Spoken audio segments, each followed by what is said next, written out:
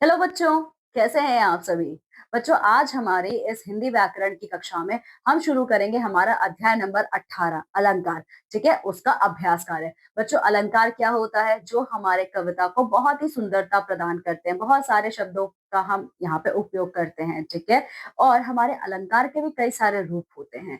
ठीक है, तो चलिए बच्चों, आज इस कक्षा को प्रारंभ करते हैं और इसका अभ्यास कार्य पूरा करते हैं। तो पहला देखिए क्या है, नीचे दी गई पंक्तियों में से अलंकार पहचान कर आपको सामने लिखना है। तो बच्चों, इनमें कौन सा अलंकार दिया गया है, आपको उस अलंकार का नाम वहां पे लिखना है। सो पहला है, देखिए, मैया मैं तो चंद्र खिलौना लहूं। तो बच्चों, यहाँ पे ना रूपक अलंकार दिया हुआ है। ठीक है, क्योंकि ये जो चंद्र खिलौना शब्द है ना, ये आपका चांद को ही यहाँ पे ले लिया गया है खिलौने की तरह। तो बच्चों, ये है आपका रूपक अलंकार। ठीक है, ये कौन सा अलंकार होगा? ये आपका रूपक अलंकार होगा। फिर रघुपति राघव राजा राम। ठीक है, तो यहाँ पे देखिए सब र र र आ रहा है। तो बच्चों, ये ना अनुप्रास अलंकार है आपका। ठीक है, ये है आपका अनुप्रास अलंकार। ठीक है, अगला देखिए, तरनी तनुजा तट तमाल तरुवर बहु छाय। ये भी बहुत आसान है, ये भी अनुप्रास अलंकार है आपका। ठीक है,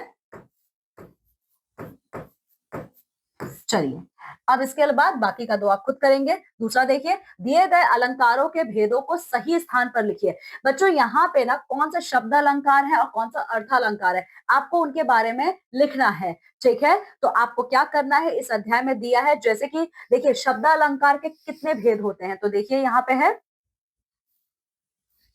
शब्द अलंकार आपके तीन होते हैं, अनुप्रास, यमक, श्लेष। ठीक है, तो अनुप्रास, यमक, श्लेष। ठीक है, अनुप्रास, यमक और श्लेष, ये तीनों आपके शब्द अलंकार हैं। बाकी उत्प्रेक्षा, रूपक और अतिशयोक्ति आपके अर्थ अलंकार हैं। आप लिखेंगे यहाँ पे।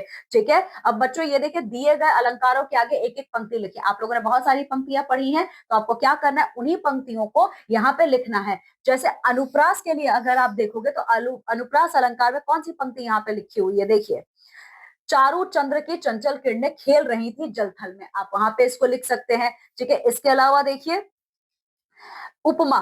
ठीक है, उपमा का देखिए कहां पर है, उपमा का देखिए, मधुकर सरिस संत गुण ग्राही। ठीक है, तो इसी तरीके से बच्चों आप यहाँ पे सारी पंक्तियों को इस पूरे अध्याय से लिखेंगे। ठीक है, चलिए अगला देखिए, चौथा, नीचे दी गई पंक्तियों में उचित शब्द लिखिए। तो बच्चों, यहाँ पे ना जो पंक्तियां दी हुई हैं, उसमें आपको यहाँ से सही शब्दों का चयन करते हुए इसको भरना है। जैसे कि मुख डैश खिल उठा। सो मुख कमल सा खिल उठा, आप यहाँ पे लिखेंगे मुख कमल सा खिल उठा। ठीक है, दूसरा देखिए, तुम डैश हो, तुम चंद्रमुखी हो। ठीक है,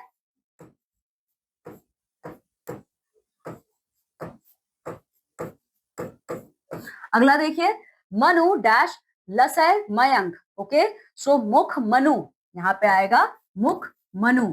फिर देखिए, लंका सिगरी चली गई गए निशाचर भाग। ठीक है, ठीक है, अब अगला दो आप इसी तरीके से पूरा करेंगे। सहभागिता यहाँ क्या है, देखिए, सभी बच्चे आपस में दो समूह बनाएंगे। तो बच्चों, आप लोग अपनी कक्षा में दो समूह बनाओगे। ठीक है, एक समूह क्या करेगा, कुछ पंक्तियों को सुनाएगा, तथा जो दूसरा समूह होगा बच्चों, वो उस पंक्ति में अलंकार को पहचानेगा, कौन सा अलंकार वहां पे उपयुक्त किए गए हैं। ठीक है, इस तरीके से आप लोग देखोगे, आप इसी खेल खेल में आप लोग अलंकारों की पहचान कर पाओगे। ठीक है, कला समेकित में क्या है, देखिए, सभी बच्चे कम से कम चार ऐसे गीत ढूंढिए जिसमें अलंकारों का प्रयोग किया गया है। ठीक है, आपको क्या करना है, उन गीतों की पंक्तियों को आपको लिखना है और उसमें आए सभी प्रकार के अलंकारों के नाम भी आपको लिखना है। ठीक है, तो चलिए बच्चों, इस प्रकार से हमारा अध्याय भी समाप्त होता है, जिसमें हम लोगों ने अलंकार के बारे में पढ़ा है। ठीक है, तो इस अध्याय को अच्छे से पढ़िए और इसका पूरा अभ्यास कार्य करिए। चलिए, मैं आपसे विदा लेती हूँ और मैं मिलूंगी आप सभी लोगों से हमारी हिंदी व्याकरण की कक्षा में। तब तक आप सभी लोग अपना बहुत ख्याल रखिएगा। बाय बच्चों।